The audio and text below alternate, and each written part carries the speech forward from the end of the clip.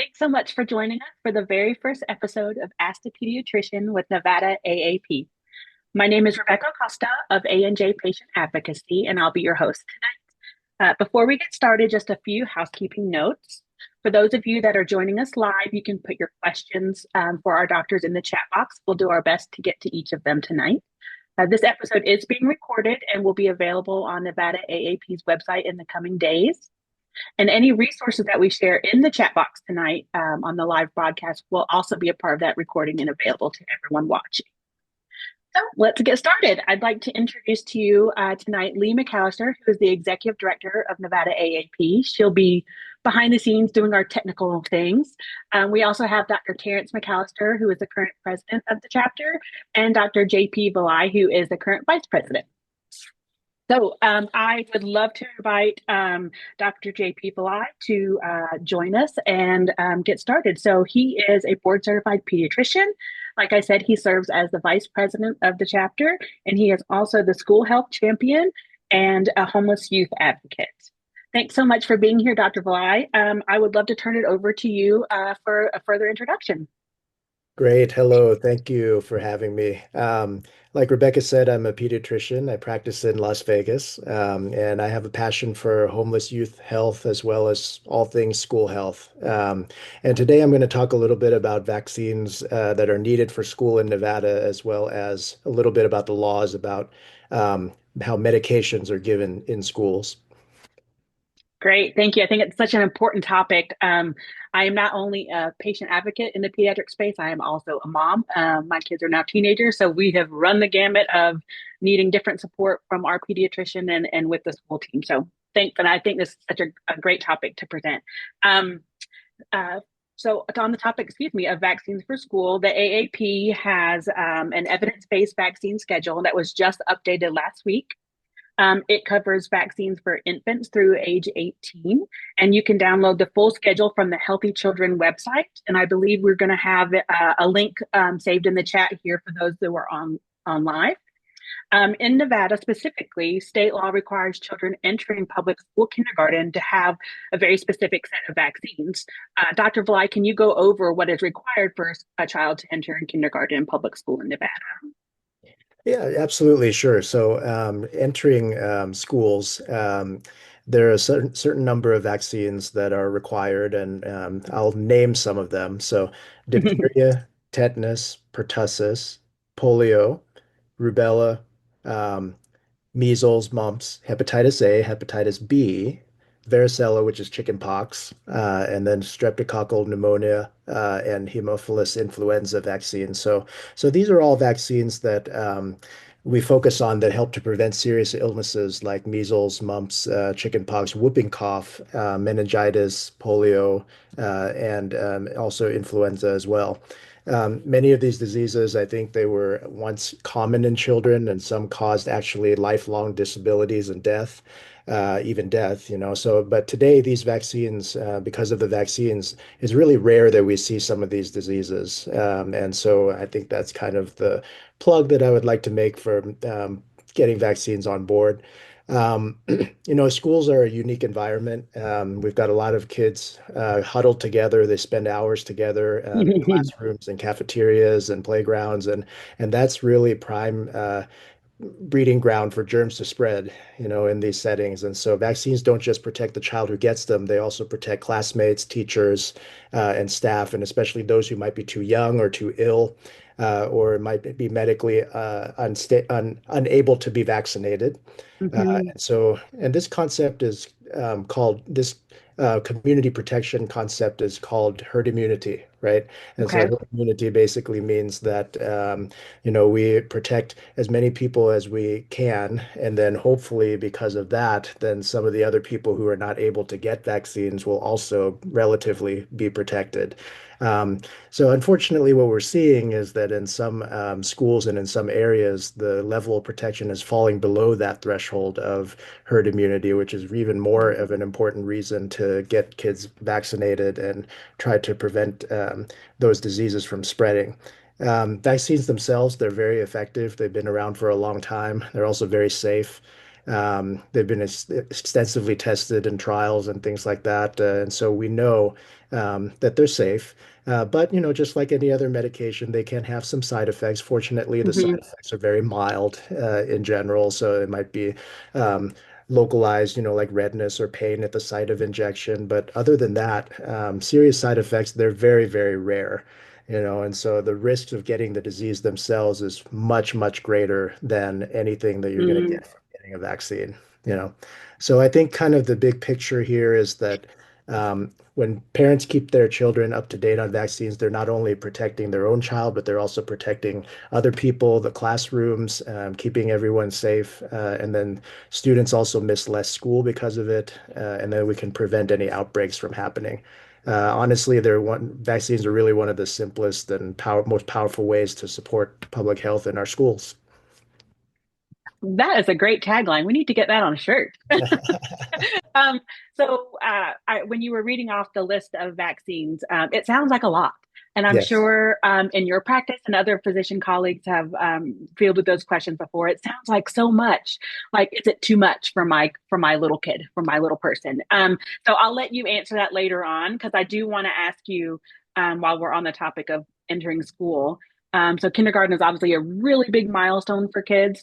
Are there other times in certain grade levels, maybe, when kids need additional vaccines to meet the school requirements? Yes. So in Nevada, generally, when you're entering seventh grade, you're going Okay. to want to have a booster dose of Tdap, which is tetanus, diphtheria, and pertussis. Pertussis is the one that causes whooping cough, and then tetanus and pertussis Mhm. are other bacterial infections that you can get.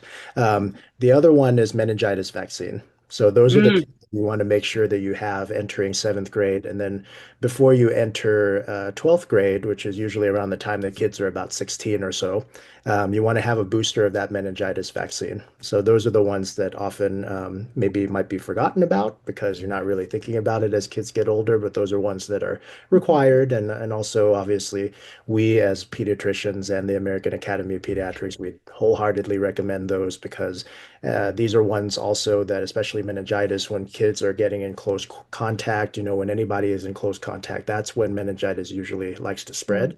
And so even Mm. more important for kids to at that age to get them.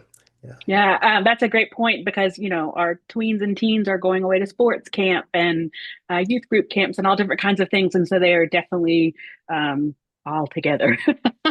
um, so I believe Lee has entered all of these resources in the chat. So thank you so much, Lee. You should be able to download all of the school vaccination schedules along with the AAP schedule.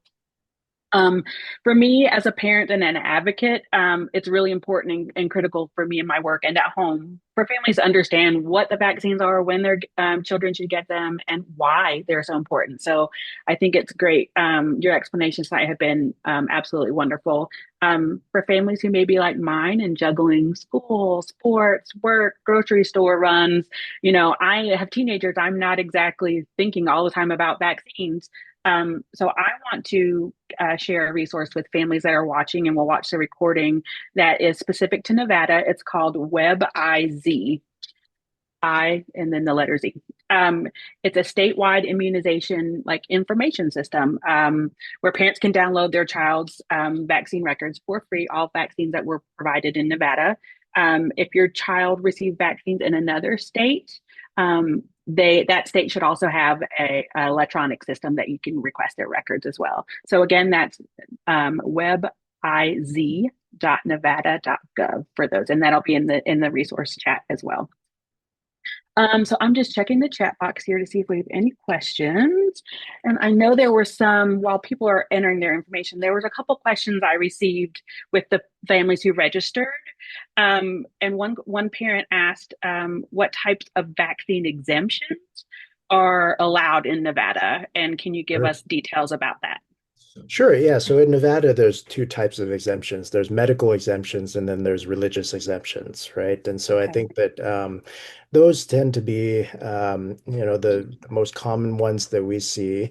The medical exemptions, there's very few actually situations that actually probably qualify as a medical exemption. One of them would be Okay. if you've ever had a vaccine and you had a reaction to it, say you had Mm, an allergic reaction to a vaccine or some component of the vaccine that would probably be a reason not to get it again, because obviously you Yeah. wouldn't want your child to get the same reaction, especially if it was a serious allergic reaction.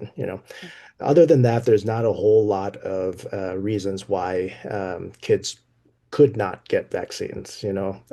One of the things that we do see is that oftentimes, you know, lots of people can sign these exemptions, right? So it's not just pediatricians who can sign them. There are other Oh, medical professionals who can sign them too. And so sometimes, uh, parents will go and find somebody, who who will sign it for them and then turn it in. And so we kind of like to make sure that everybody's kind of well informed on the reasons why, someone might, request an exemption and make sure that it's appropriate for the child to get that. And so one of the things that I really like to encourage is for caregivers to make sure you visit your child's pediatrician, for example, because we are mhm. kind of very knowledgeable about vaccines, and we do it, and this is our job, so we do it every day. We talk about it every day. We give them every day. So, talking to us about it because we know that families have concerns, and that's,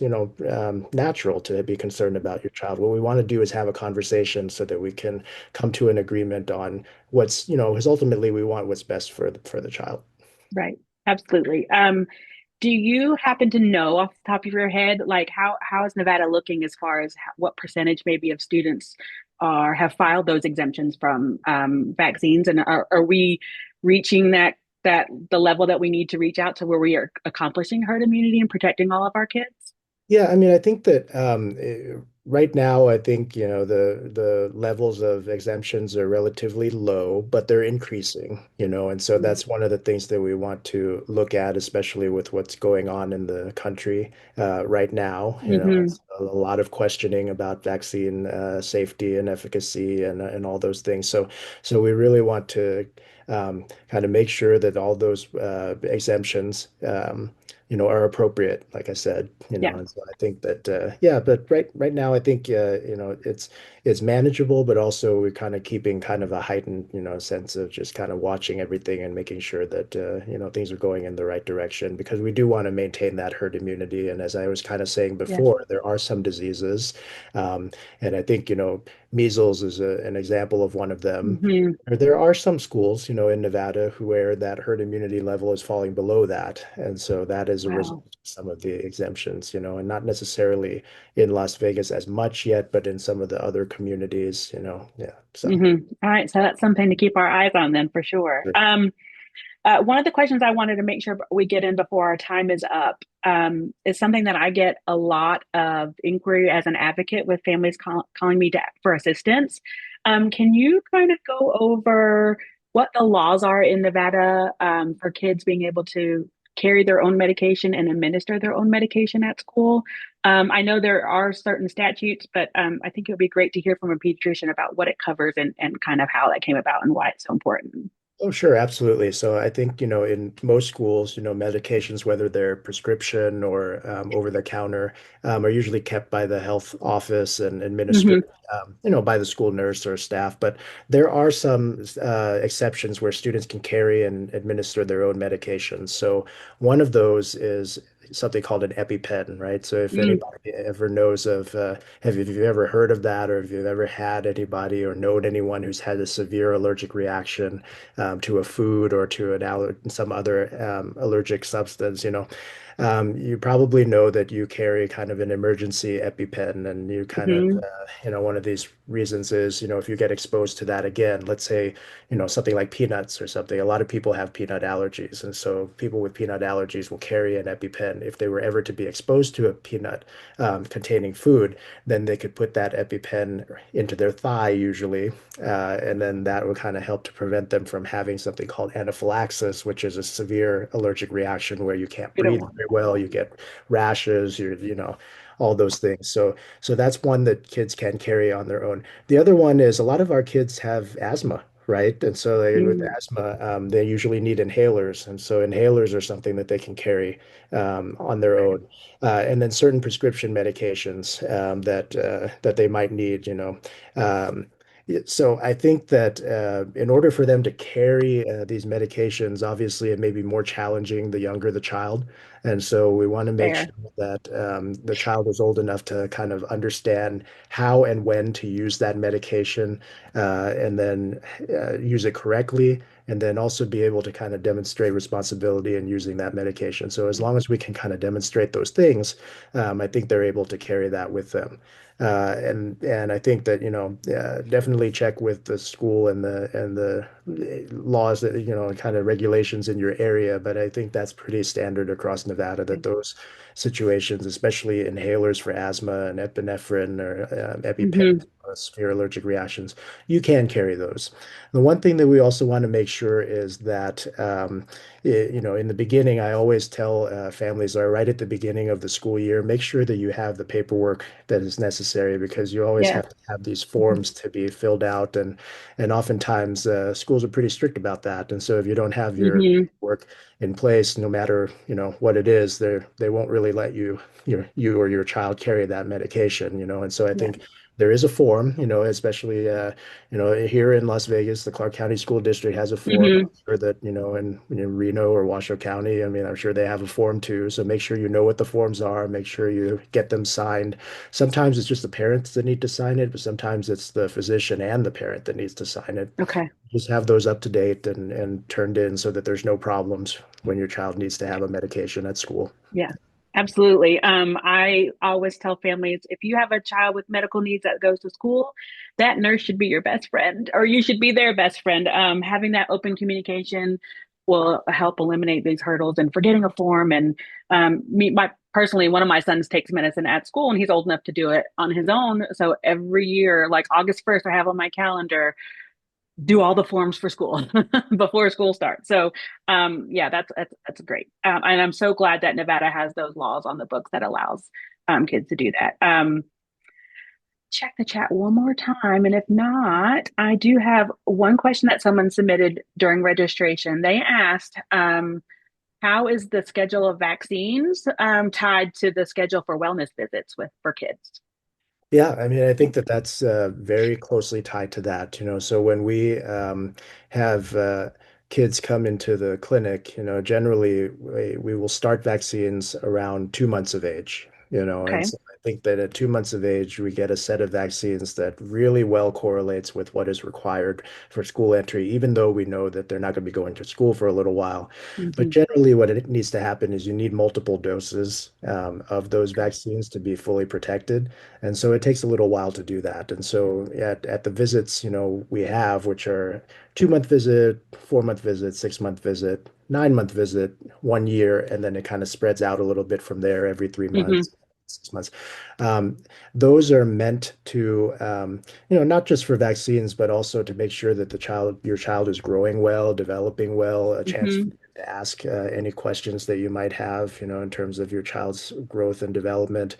And so I think it's just a nice opportunity. And I know that I see that Leah's posted the schedule of well visits there in the chat. And so I think that's timely. Yeah. And so that's very good. So I think that, looking at that, if you follow that schedule of well visits and you're getting the recommended vaccines at the ages that we have those well visits, you'll be set for school. I love it. You guys, the AAP makes it so easy. um, Before we wrap up, I'd like to give Dr. Vilai just a couple minutes to any closing statement or thoughts and some things that you want to share with families about vaccines and back to school.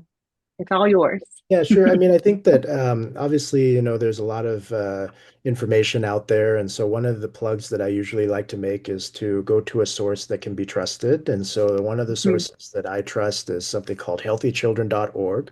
And I think that Yes. that's something that's going to be put in the chat or shared, eventually. And people may already know about it, but it's written by pediatricians and it's written by, for families at a level that is not too jargony, not too Hmm. like heavy, science terms or medical terms or anything. So it's really something that can be understood at a level that you need to understand it. And they really cover all the topics. I mean, I'm not sure that I've ever tried to look for a topic on there that I could never find, you know. Right. So I really like to encourage that. I also want to reiterate having your child go to see their pediatrician because there's a lot of good information and a lot of exchange of ideas and questions and answers that can be had there. Mhm. And then also, like you said, collaborating with the schools, collaborating with the health officials there, and just that's probably the best way that we can help to ensure that our children stay healthy and set them up for success, Yeah. not only in school, but in life. I love it. Dr. McAllister, I know you're in the background. Did you want to hop on and add any closing comments? Oh, here he comes. Um, yeah, I just want to reinforce everything that Dr. Vilai has said, that these well-child visits, the schedule of well-child visits, going to all of those does make sure that your kid is caught up with all their vaccines, but it's so much more. It's an opportunity to build your relationship with your pediatrician, not only for the parents to build that relationship, but I look more for the adolescents to build that relationship as Mhm. well, so that they have a relationship with a doctor they can interact with. I feel a well-child visitor so much more than the vaccines. All of that's an important part of what we do. Wonderful. So thank you again to Dr. Vilai, Dr. McAllister, Ms. McAllister for joining us and having this wonderful series. We are so excited to get this kicked off. And I'd like to announce we've already confirmed our second episodes. We are going to be talking about nutrition and exercise, screen time recommendations, ways to live active, healthy life as a family with Dr. Greenspan. And that will be on September 16th, Tuesday, September 16th at the same time, same channel. And stay tuned to Nevada AAP's website, their social media channels. We will share all of the graphics and flyers and everything to get you registered. So thanks again, everyone, for joining us. I am super excited. This series is going to make a difference for families and kids across Nevada. So thanks again. We'll see you next time.